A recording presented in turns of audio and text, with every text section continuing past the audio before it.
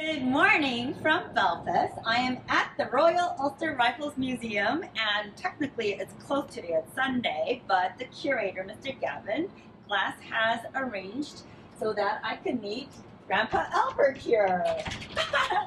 Shall we go in? Grandpa Albert!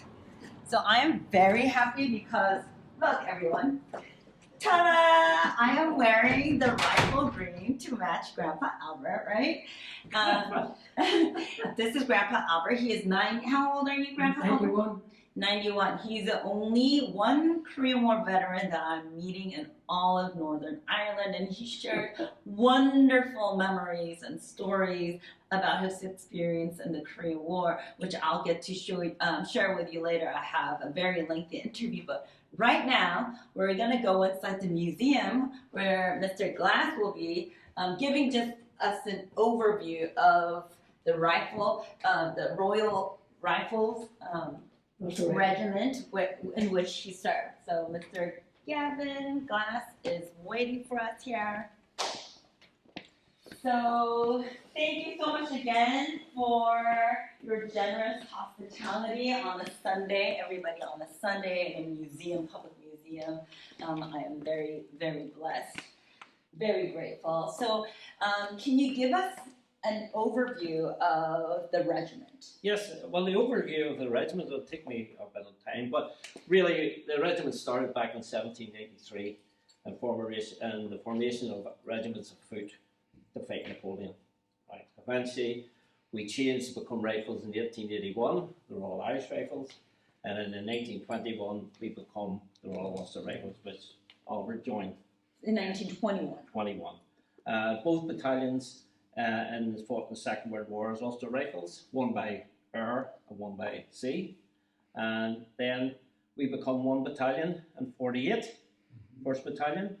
And then in 1948. 1948, we were down to one battalion.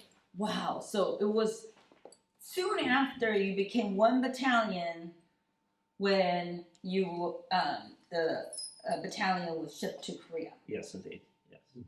And this is a small part of the Korean exhibition that we have here. Obviously, the museum tells the story of the regiment dating back to 1783 to 68. But if you look at the top, you'll see a very famous painting. This is the withdrawal from the engine, and the mortar platoon actually covered the withdrawal from the engine with a Lieutenant Mole, who actually had the mortar platoon. And you can see the carriers going back, the Centurions going back, and they were actually retreating away from the engine.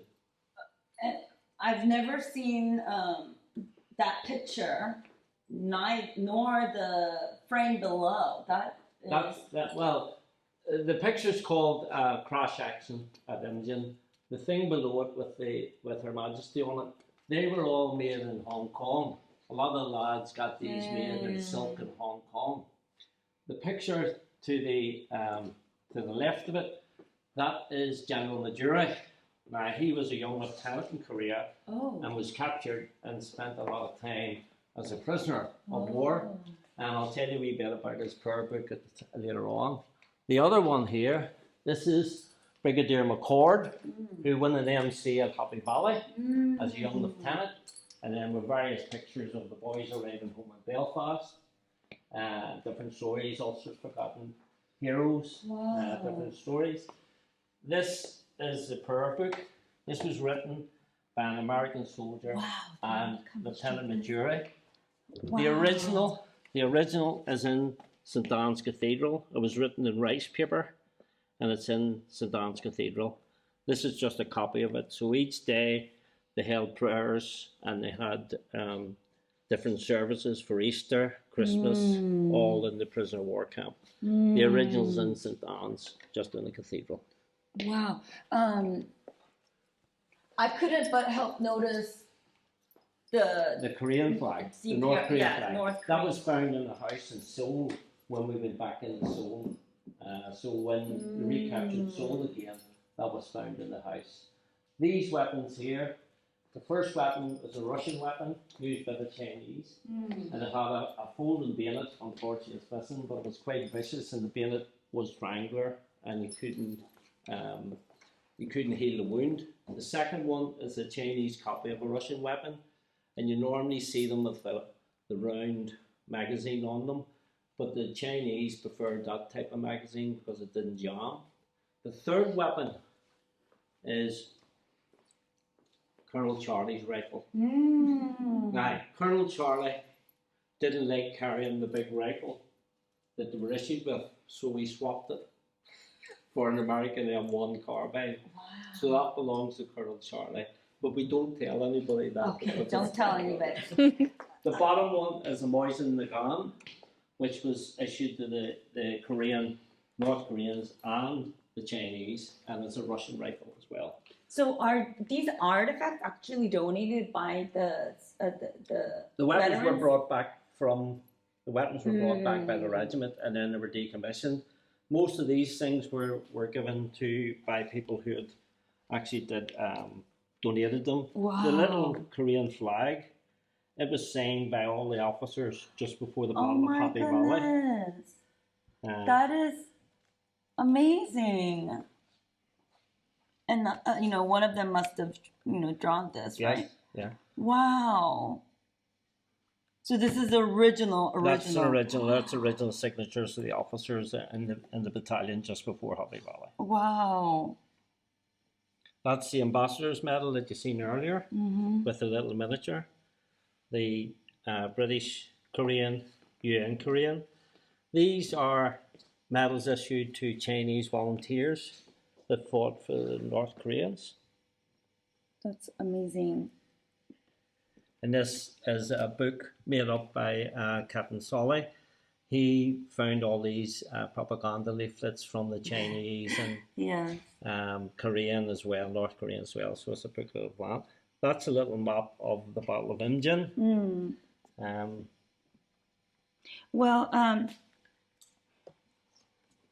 Miss Charlie, I want everybody to introduce Miss Charlie, who is the daughter of Mr. Colonel Charlie, who passed away a month ago.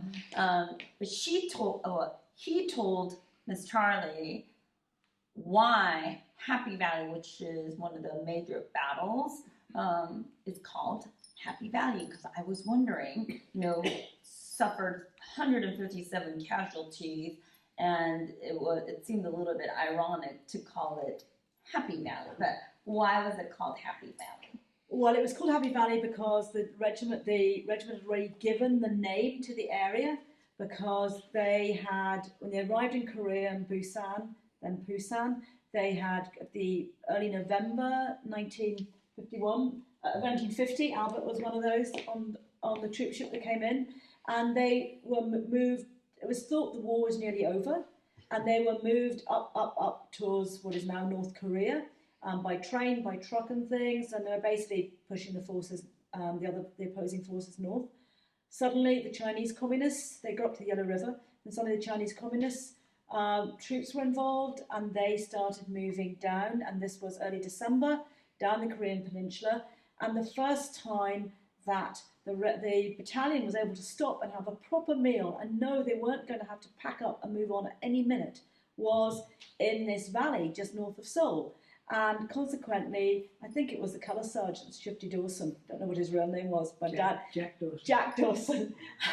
He was the one, I think, who gave the nickname Happy Valley, because at last he was in charge of the cooking, and at last they could do the cooking without being bothered by too much. Another nickname the troops gave it was Compo Canyon. Compo was named for the food, little tins of food they were given. And so Compo Canyon, Happy Valley, was to do with food. That's why that valley was given that name. Mr. Glass, can you tell us, I mean, I know almost 200 years of history, but what would you say is one of the major accomplishments of the Rifles Regiment in Korea? In Korea, well, we were the only Irish regiment over there for a start, and the lads came from the north, the south, and we took a lot of Enniskillens in, we took a lot of Fusiliers in, so they were all Irish that went out at that time. We lost so many men. The Battle of Happy Valley although Albert has talked about it, the real reason we lost so many men, and Albert hit upon it, was because when the Chinese had started to come down, the Americans on one flank had been ordered to move at 4 o'clock in the afternoon. So they moved. The Northumberland Fusiliers on this flank were told to move at 6 o'clock. They moved. The Chinese were watching this, so the Chinese infiltrated both flanks of the rifles. Captain Charlie's platoon was the farthest platoon out, and he was ordered back. And he just got by whenever the ambush happened. Now, the ambush was virtually 2 kilometres long. That's how many, and they just kept cutting the convoy in pieces. And then there were small groups left like that, surrounded and fought to the end until they were captured or killed. Well, despite the odds, I know that it was a major battle which was significant in the entire war, this battle. Yeah. So the contributions are immense. And last but not least, Grandpa Albert. What is the significance? Because I know even in the Commonwealth, you know, everybody has different color, but why does the rifles, why is this called the Rifles Green? Pardon? Why is this color the Rifles Green? Well, it's Irish green sort of thing. Mm-hmm. The green of Ireland, you know. Mhm. The Emerald Isle. Yes, I just want you to tell it to people. I think the better to look at it, if you look in this cabinet here, you see the British Army wore red, red tunic, Yes. right? Yes. Even in America. Yes. Whenever in the rifle regiments were formed, and the rifle regiments took green to move forward in front of the red lines. So it was actually a bit of camouflage first of all. That is very true. So when we turned from the 83rd, 86th to the Royal Irish Rifles, we become a rifle regiment. So we took on the rifle green, Rifle green. Yes. which we carried right through. So if you even look at the rifles in the British Army now called the Rifles, 1st and 2nd Battalion Rifles, they were a rifle green. Yes. So they They're were less light, conspicuous. they were light infantry, and they marched faster than everybody else because they had to get out in front of everybody. Well, I And would. they marched faster than anybody. Well, Oh yes. oh And yeah. that's what you're just saying there. Our regimental march, normal regimental march is 120 paces to a minute. Sorry, 140 to the minute. But the rifles 120. Now, if you ever watch the Gurkha, you ever see the Gurkhas? The Gurkhas go. Well, That's the the way the rifles. rifles went. Oh. So all rifle regiments march faster than a normal British infantry regiment. Why do you think? What do you think the secret is to the fast walking? Get there faster, fight They're quicker. fast. And then It's they get just the fight over tradition. rubber. Just a tradition. No, to It's walk tradition fast. to get in and fight. The other major battle we had was Injun, was again another part. Everybody talks about the Injun River and the Gloucesters. The reason the Gloucesters were captured was, and quite obviously because of where we were holding blocking positions and ordered forward. The Belgians who were there had fell back, and the Chinese got between the Belgians and us, turned around and cut us in two, captured half the rifles, the other half just about fought their way out, but they completely surrounded the Gloucesters, who were up in a big curve of the Injun River. But it's always known as Gloucesters being there. They don't think we were there, but it's because we were in blocking positions and then we went up. But we were cut in two by the Chinese as well. But the Gloucesters were captured virtually intact because of where they were. And what But again, happened? it's What just happened to infiltration. Gloucester? Sorry, for interrupting. What happened to Gloucester was they were annihilated, and the next morning they tried to get in supplies to them, and the Sea Beverly aircraft came in with supplies. It was a foggy morning, and I'll never forget this. A terrible foggy morning, and they couldn't find the drop zone to reinforce the Gloucester. It was just a catastrophe, you know.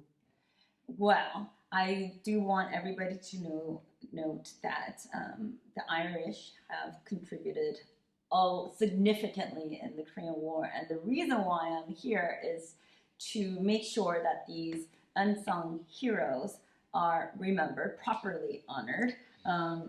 As you all know, the Korean War is called the Forgotten War, but that doesn't mean we should forget the heroes that fought them, and especially of the Irish and your father, for their sacrifices and the 157 men who died. And thank you so much for not only opening the museum for us today, but really being the protector of the memories, because this is all not only just history but stories that should be passed down. And I just appreciate you so much That's my for pleasure. being the My pleasure. keeper My pleasure. and the guardian of Yeah. their sacrifices. So Yes. No, we will never forget these. Yes, thank you. So everybody, we're going to go to the memorial and pay tribute and lay some flowers. So I'll see you there. Bye. You see when we were going out on the ship,